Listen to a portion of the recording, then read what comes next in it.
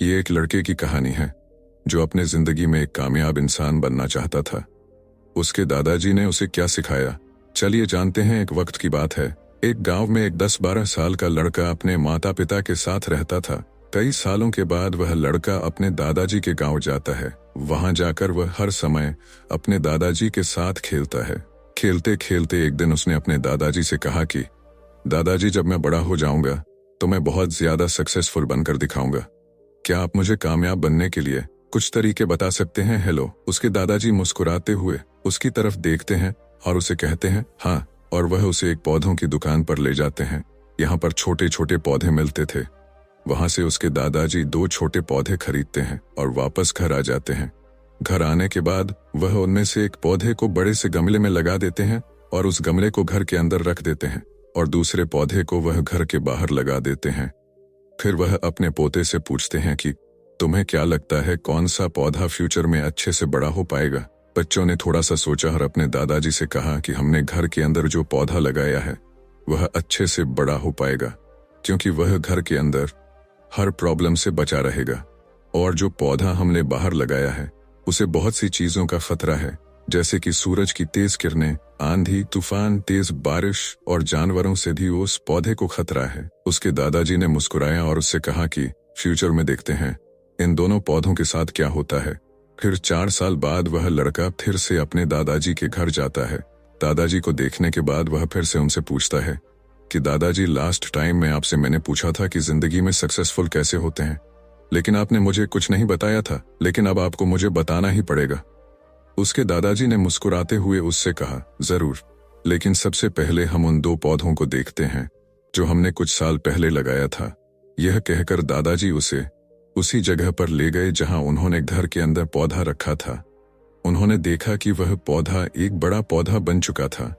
फिर वह उस जगह पर गए जहां उन्होंने दूसरे पौधे को बाहर लगाया था। उन्होंने देखा कि वह छोटा सा पौधा अभी बहुत बड़ा और विशाल पेड़ बन चुका था, और उसकी जो टहनियां थी वह बहुत ही मजबूत और लंबी थी, और उसका साया पूरे मैदान पर पड़ रहा था। अब उस लड़के के दादाजी ने उसकी तरफ देखा और उससे कहा कि अब बताओ, कौन सा पौधा ज्यादा बड़ा और मजबूत हो चुका है? कौन सा पौधा ज्यादा सक्सेसफुल हुआ है? लड़के ने कहा, वह पौधा जो हमने घर से बाहर लगाया था। लेकिन दादाजी, यह कैसे पॉसिबल है? इस पौधे ने कई डेंजर सिचुएशन सही होगी, इस पर कई प्रॉब्लम्स आई होगी, लेकिन फिर भी यह पौधा इतना बड़ा पेड़ कैसे बन गया? उसके दादाजी ने उसकी तरफ देखा और कहा, तुमने ठीक कहा, जो पौधा हमने बाहर लगाया था उसने कई प्रॉब्लम सही होगी, और उन्हें प्रॉब्लम से लड़ते हुए वह इतना बड़ा और विशाल हो पाया है, और अब वह जितना चाहे उतना अपनी टहनियों को बड़ा कर सकता है। और जो तूफान और तेज बारिश जैसी प्रॉब्लम्स हैं वह उसकी टहनियों को और भी मजबूत बनाती है, और इसी वजह से आज वह एक बहुत विशाल पेड़ बन चुका है, और अब यह सारी प्रॉब्लम्स उसके सामने छोटी है।